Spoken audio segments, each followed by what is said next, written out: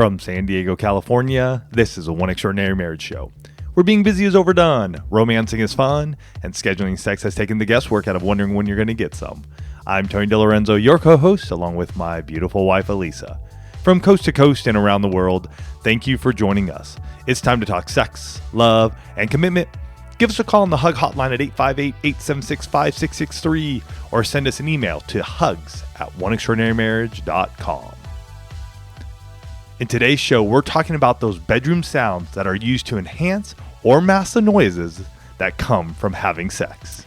And there's a quote from Bono that says, "Music can change the world because it can change people."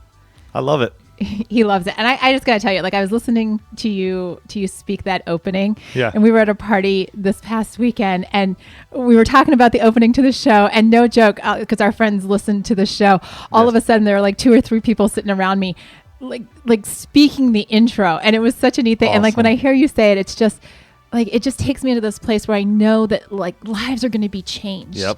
Right. And how do I know this? Because we start each One Extraordinary Marriage show with a hug. Right. And a hug's an opportunity for you to hear from someone whose marriage has been changed. Right. And this week's hug is sponsored by Open Fit, and the way that these guys are changing how we all work out, you're definitely gonna want to engage with this. And we're going to share more about them a little bit later in the show. But this hug came from an email message that we had received this past week, and it says, "Your podcast has changed my life." Now, right off the get-go, that's a lot of weight on what this show does each and every week. But it just definitely caught my attention. And this wife goes on to say, "My husband and I met when we were 14 years old, and we got married at 18. Wow. We were kids and had no idea what we were doing. We got pregnant after only 3 months of marriage and began our parenting journey. We now have 2 boys, and sex after babies can just not be the same anymore. After learning that my husband's love language is physical touch, I was determined to change my thinking." There's a little bit more, but I just got to share with you all. This is a wife that is taking responsibility for the situation in her marriage. Taking action. Wow. She said, "I knew I needed to work on me. He had always mentioned throughout our marriage that if he didn't initiate sex first, I would never want it. I had problems handling my body after baby and feeling comfortable during sex. But after listening to y'all, I feel confident and sexy again. Amen. I finally enjoy sex, and it's a life changer. We are learning so much about what we both like during sex, and we are currently doing a 30-day sex challenge. My husband tells me all the time we owe y'all a huge thank you. He walks around with a huge smile on his face all the time and says how connected he feels to me. You changed my life. You changed my marriage. We celebrate 10 years on March 20th, and you both have helped us make this our best year yet." Amen. And we love you guys. We are truly, truly honored and blessed to get such a hug and such a story and a journey you two have been on since 14, getting married at 18, kid really quick after, and now celebrating 10 years. Your best years are coming. Absolutely. And we're believing that for you guys. So happy early anniversary. And, I love that she actually made mention in that hug about doing a 30-day sex challenge. And recently we completed the 7 days of sex challenge along with so many of you that, did this around Valentine's Day here, 2019. And first of all, I got a huge shout out to all of you. We are so proud of you and the way that the One family really embraced the 7 days of sex challenge here at the beginning of 2019. And what it's done is the We Did It's have come in. Mm-hmm. There has been so much breakthrough in marriages and just so much transformation. So you're going to be hearing a lot of We Did It's coming up in future shows. But, and it's all about this year too, is about being in the moment. Yes. And hey, we can take those moments and we can look at them as small, minutes, half an hour, an hour. Those are times that we are in the moment with our spouse.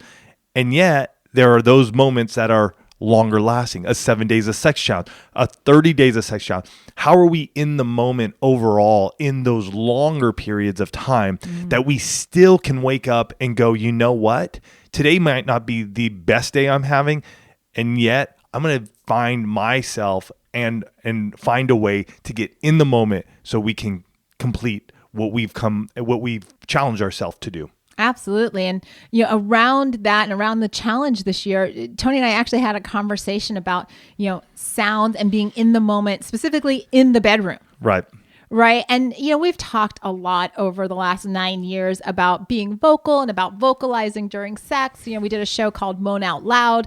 We did a show called, Speak Up, Vocalize Your Satisfaction. So we've done these shows about just being vocal with the sounds that you make. But what we've never really talked about in depth is, what are those other sounds? What are those background sounds that maybe you do or don't have in your bedroom when it comes to your lovemaking? Right now, for some of you, maybe this is music. For some of you, it's a sound and sleep machine, or, we found out in the one family, there are even TVs playing, right? Or white noise, or, all of this. And some of you are like all for it. And some of you are like, absolutely not. I will have to say, out of all the polls we have done, and we do a lot, and if you haven't joined us in our polls that we do on a weekly basis recently, you can go on over to Instagram, find us at One Extraordinary Marriage, and we put those up in our IG stories. And we ask polls, and that's where we're really engaging and finding out what's happening in the one family. Because really, at the end of the day, there are a lot of studies that are happening that are amazing. And yet, we want to know what's happening with you guys, because that's what matters. What's really happening here at the one family. So here's the one thing that I found really interesting. This topic, polarizing. Yes. Wow. Polarizing. Like some of the comments that came back, I was just like, whoa, getting a little judgy there. You know what I mean? Because it was just like, I can't believe. Either way, yeah. I can't believe you'd have noise or, music or whatever, or I absolutely can't believe you'd want it silent. I just thought it was interesting. No judgment from us. I just felt like it was a polarizing topic. And which is really interesting because we've been in this place ourselves, and that's the whole catalyst for this show is what if one of these conversations, and we know for a lot of you in the one family, there have been shows that have been that one conversation that shifted your marriage. Yeah. And for us this week, actually, all of you created a shift in our marriage because you may have heard me mention years ago, I can't remember if it was before we did the 60 Days of Sex Challenge or as part of our 60 Days of Sex Challenge, but it had to have been in the first 10 to 12 years of our marriage. I think it was even earlier, babe. In all honesty, I think what you're going to bring up is I just remember what house we were in. Which house were we in? We were at the house in Poway. Okay. Early in Poway. Yeah. Well, I figured that. But I think that's still 10 years or earlier. I don't even remember this topic coming up during the 60 Days of Sex Challenge. So it was a long time ago and early in our marriage. Let's just, that's the backstory. And, Tony had suggested, Tony is much more into music than I am. And Tony had suggested one time. I love music. It's weird because, and maybe you're married to a spouse who doesn't get this, but music just fills my soul. I love it. I love all types of music. I'm not so much into the country western. I did have a season where I listened to it, but it's not like my go-to. But music to me just makes me want to dance. And I'm married to somebody who... I'm working on it. But for the most part, I mean, I remember we would be driving down the road, a song would come on and be like, who is this? And she's like, I have no idea. I'm like, how do you not know this song? It's like nor do I care. I mean, that was really one of the best songs of the 80s. What do you mean you don't know it? So to me, music, I love. And every once in a while, I score major wife points when he asks that question, and I totally floor him because I do know who it is. But all this to say is there was this one time early in our marriage when Tony's like, "Hey, let's just have some background music going on," and I'm like, "All right, whatever, we'll try it." And I could not. Oh my gosh, you guys, I couldn't concentrate. Like I'm thinking about the lyrics, I'm paying attention to what song's coming up next. It was a complete disaster. Like it was beyond not good. Yeah, see, it's interesting because we just did our intimacy mindset workshop and we were just talking about the brain and how it works and how the male brain and the female brain are different. Memory is something that the female brain has. There's a part of the brain that just it remembers these things. And Elisa brings that sort of stuff up, and I'm going, I can't remember that at all. Like I don't remember that moment. I don't remember us being in a place where the music was playing and she wasn't engaged with me. So realize this that does happen in your lives and in your marriage just because of the way your brain is set. Absolutely. And, for me, because of that experience, and I don't want to use the word traumatic, it was just significant in my mind that I equated music with not having a good sexual experience, not being engaged, not being able to like be fully present. It was a distraction. And so for the last however many years, since we can't figure out when that happened, there has been absolutely no music. I'm fine with the sound and sleep machine. That has been a staple in our bedroom for many, many years now. But the idea of having music, no. Or any other type of background noise going on other than that sound and sleep machine, like a white noise. Right. And full disclosure, we don't have a TV in our room. We've never had a TV in our bedroom. So that option, which we know, and I'm going to share some numbers on, that a lot of you go to, that's not even a feasibility for us because we just don't have it. But it's interesting because like Tony said, we did go to the one family and say, what do you all like? 77% of you are comfortable with having some kind of background noise when the two of you are having sex. And that might be music, it might be a sound machine, it might be a fan or something else. And the most common reason for doing so was that you didn't want kids or other people in the house to hear what was going on. Yep. Right. And, for those of you that do like to have the background music, or background sound, music was the number one go-to. Right. You're like, yes, absolutely. And it was great because there were all of these playlists that you all have provided. There are bump and grind playlists. There are, the spa music, classical music. I love the one that said slow baby making music. Like that's good. The relax and chill playlist on Spotify. They're all Kenny G. Yes, man. That's the type of music we got to get into right there. But no vocals. Like a Kenny G instrumental, I think would be good. Well, and that we'll get into that about the vocals versus the instrumental. But then after that, it was the fan, TV, and sound machine in that order. And then there were some other things. But the one that surprised me was TV. Right? And so then I had to ask a follow-up question to all of you. I'm like, what's on TV when the two of you are having sex? And maybe it's because when I sit down and watch TV, I actually sit down and watch TV. So if the TV was on, I would like be watching it. But you all are watching everything from like baseball games and sports to The Office and Friends. Parks and Rec. I saw some people writing up Parks and Rec. Yeah, which again to us is foreign. I'm not saying it doesn't work for you guys, but for us that is truly foreign. We have never ever had a TV in our bedroom in 22 years of marriage. Like I wouldn't even know what to do. I mean, it's always nice when we go to a hotel because I'm like, oh, I can lay in bed and watch TV. But that's like a very isolated situation. In time. Yeah. And then literally on the other side of the bed was the camp that said, absolutely no background noises. None. Yep. Period. Silence. And there were 3 reasons why this was so important to those of you that don't like to have the background noises. The first one was it was too distracting. That was the camp that I have lived in for the last, 10 plus years. The other one is, folks, and this kind of fell into the same thing, was that the silence allows for better concentration. Some of you are like, I have ADHD, and if I'm paying attention to a song, I can't pay attention to my spouse. So I just need to focus. Yeah. Focus. And then my particular favorite that came up for a lot of you was you enjoy the sounds that are associated with lovemaking with your spouse. And so you want to be able to hear the sheets rustle, and you want to be able to hear the moans, and you want to be able to have that communication with your spouse. And so you're like, turn it all off. This is about us. Yeah. And the fact that this topic came up on the same week that we did the intimacy mindset workshop for the first time was, really interesting because we spent a lot of time in preparation for that workshop talking about brain science.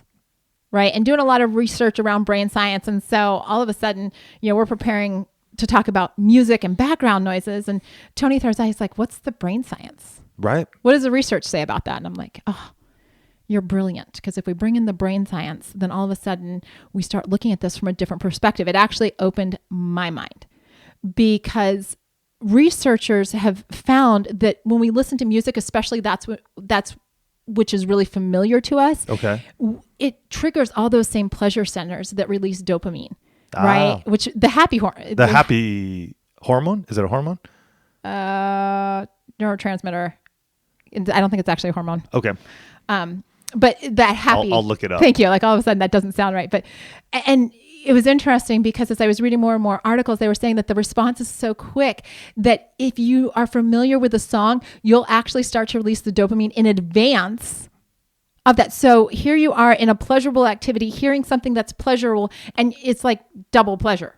Yeah. And so dopamine functions as a neurotransmitter. It's a chemical released by neurons to send signals to other nerve cells. Okay. So it's the, like I said, it's the happy on the happy, right? And when we were doing the intimacy mindset workshop, there were two areas of the brain that were really significant. And the one is the amygdala, which, Tony mentioned earlier about this crazy memory thing that I've got for things that happened, decades ago.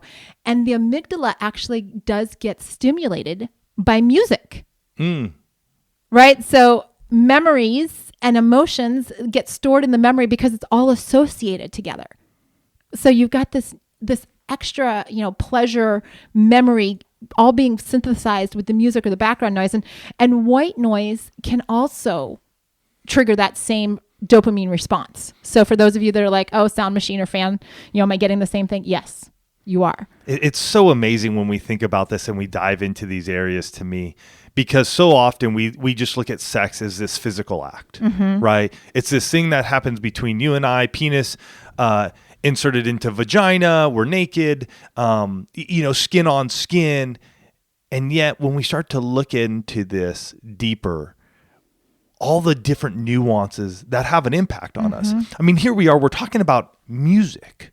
We're talking about sound and how that really impacts us overall and what ends up happening in our bodies when we hear it and how that can increase that pleasure we have during lovemaking. Absolutely. And, it's not just the amygdala, the hippocampus, which we also know just from doing the intimacy mindset gets impacted. All of these areas that experience pleasure and that store memories are impacted by those sounds, right? And so for those of you that have been hanging out kind of in the camp where I was, where you're like, absolutely not, I'm going to challenge you. And we're going to be talking about this here in a few minutes, but I'm going to challenge you to go, okay, hold on a second. What have I been maybe avoiding because I've been in this, like, it just needs to be one way, right? And it's looking at this and saying, what allows us, like Tony said, to be in the moment with our spouses, right? And can we enhance the experience either by removing distractions, right? Because for some of you, you may be like, oh, I wonder what it would look like if we removed distractions. And for others, it may be, what if we bring in literally an experience enhancer through white noise, fan, or music to create a shift in what we're going to do. And we want to share some ways to navigate this with your spouse. But before we do that, like I said at the top of the show, we want to thank this week's sponsor, OpenFit. And OpenFit is bringing you something new that makes it even easier to never miss a sweat session. It's so amazing how they do this. OpenFit takes all the complexity out of losing weight and getting fit. Brand new, super simple streaming service that allows you to work out from the comfort of your living room, literally, guys, in as little as 10 minutes a day. And this is actually my favorite workout on there. They have a workout called, or a program called 600 Seconds. Yeah. Which, if you need help doing the math, that is 10 minutes a day. And no joke, I finished those workouts and I'm like, wow, I didn't know those muscles hadn't been used in a while. Right. But I get a sweat. I get engaged. It's so good. And I just want to share, hey, when you're getting fit and you're getting healthy and you're feeling good, you better believe that will translate into your bedroom. Absolutely. And it's changing the way I work out because now I can't make the excuse of I don't have enough time. Or, as we're getting ready to travel, I can't make the excuse, oh, well, I can't take it with me. Right. Because guess what?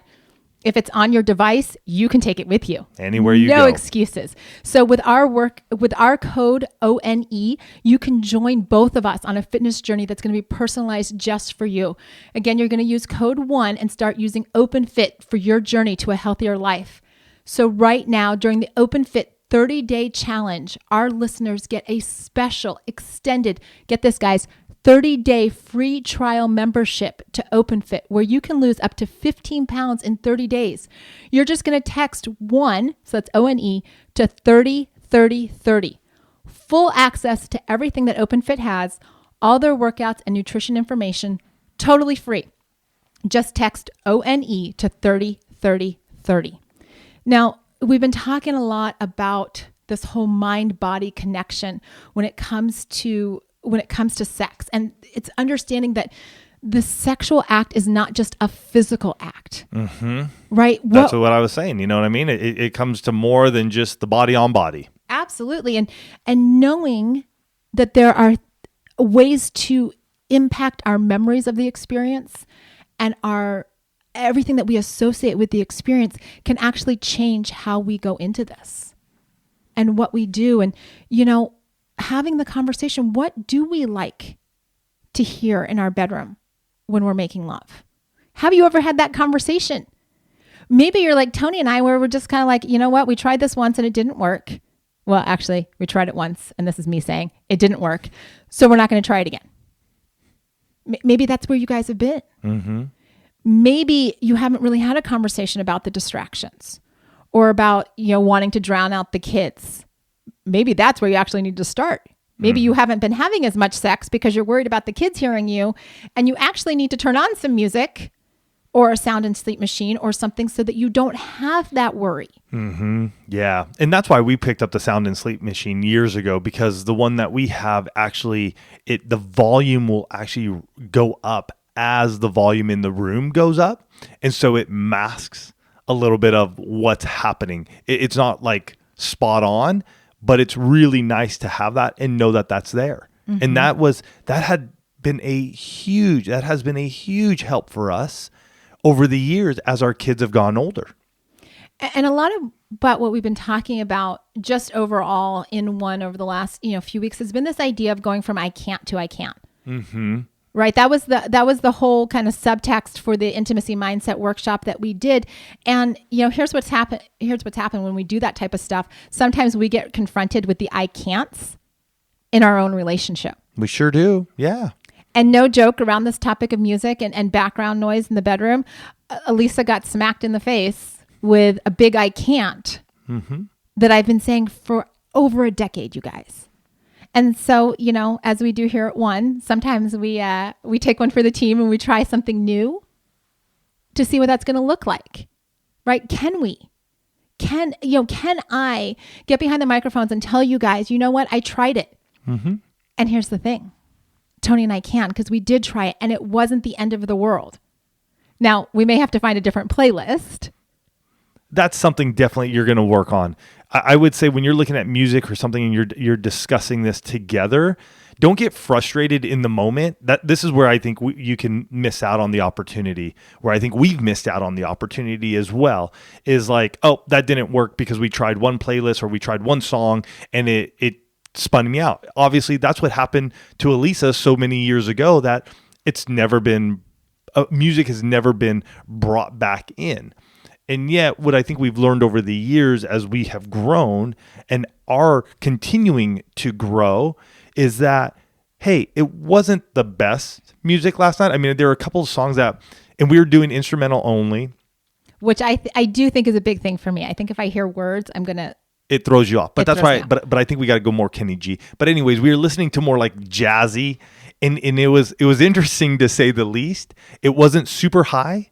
So for myself, like many of you who haven't used sound, or you only are using maybe like a fan or a sound machine, white noise, I do enjoy those moans and those groans and the vocals that do happen during lovemaking between Elisa and I. And so my concern was, wow, is that going to be too loud? And it really wasn't. It wasn't at all. I mean, it didn't distract me any other than when we'd get a weird jazzy sound going on. And so we would laugh about it a little bit. And so that's where I believe the conversation before possibly is saying, hey, we're still going to make love. We're still going to have sex. Even if a weird song comes on or something, we may have to change it up a little bit. It's okay. We had to change the playlist like 3 times, I think it was. At least twice. Yeah. And so we're like right in the middle here. We're sort of getting ready to go, having a good time, and then it's like, what's going on over there? And it was distracting for a few moments.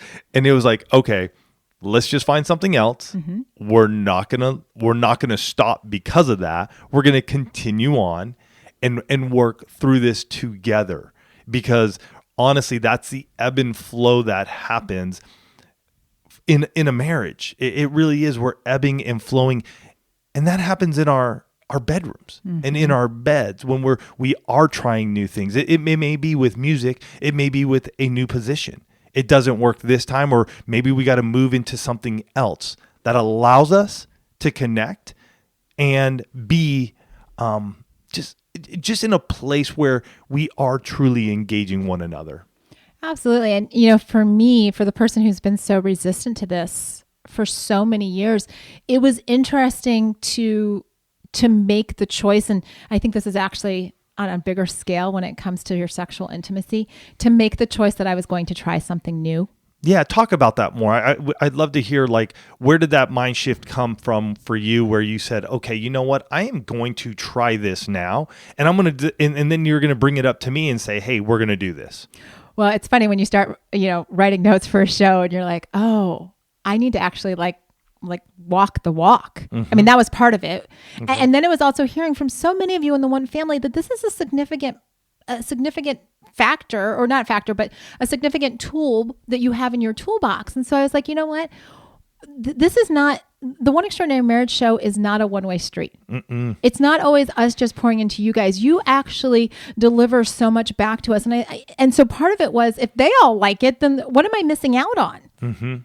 And then it was also coming out of that workshop where we were so focused on taking the I can'ts to I can, for me to say, you know what, I've been really rigid on this for maybe way too long. And what has that rigidity? What is that, I'm just putting my feet down. We're not absolutely, this is not going to happen. What would happen if I was willing to just be flexible? I mean, if it didn't work, it didn't work. It's not like it was this epic failure. It was just something that we tried and it didn't go that well. And that wasn't the case. It worked. But I had to get to that place where I'm like, you know what? This is not going to be the end of the world. It's one sexual encounter. I mean, really, and so that may be for some of you thinking about a new position, or for some of you thinking about, using lubricant for the first, it's one sexual encounter. It's not the end of the world, folks, if it doesn't work out on anything that you might try in your bedroom. And here's the thing, I think more than anything, it opens up conversation. Are you willing to be emotionally connected to your spouse when you are trying these things? This is what happens. You begin to talk, you begin to open up, you begin to talk about your sexual intimacy, unlike many others will ever talk about. Because all they're talking about is let's have sex and move on. Mm-hmm. And yet here at One Extraordinary Marriage, what are we about? We're about pushing forward, growing, learning new things. And a lot of that is in our emotional connection, our emotional intimacy. And are we willing to do that after a sexual encounter that wasn't the best? Elise and I, we knew it. We were like, this is a little off. And yet we've had that conversation already of just let's try it again, but let's find the music maybe a little bit beforehand and listen to it prior than being right in bed and trying to listen to music and trying to have sex. So that's where we didn't have the best plan of attack. We should have listened to some playlists well in advance instead of right in our bedroom at that moment. Yes. The timing on the research, it's like we always say, don't talk about sex as you're having sex. Don't look for the playlist as you're getting ready to, play the playlist. Right. But at the end of the day, you guys, my I can't to I can created a shift. Tony and I had conversations before, during, and after that sexual experience about what this looked like. And we were able to work through the challenges in the moment with the funky songs and all of this kind of stuff. Why? Because those bedroom sounds that we make and that we have in our bedroom during our lovemaking, they matter, right? And what the two of you decide to do and how that works and what that looks like for the two of you, those are conversations that are going to create a shift. They're going to create the extraordinary, and they're going to open your marriage up to a new level of connection. Yeah. So, hey, enjoy those bedroom sounds. That's what it's all about. Enjoy them. Hey, if it's something that you want to mask so that the kids don't hear or others don't hear, go for it. If it's something that you haven't tried, hey, give it a shot. If it's something you're already doing, let us know more, because we love hearing from you guys and how it enhances your sexual encounters with your spouse. And you can send those to hugs@oneextraordinarymarriage.com. We're honored and blessed to have each and every one of you part of the One family. You truly enrich our lives. Love you guys. Have a fantastic week, and we'll catch you next week. Love you guys.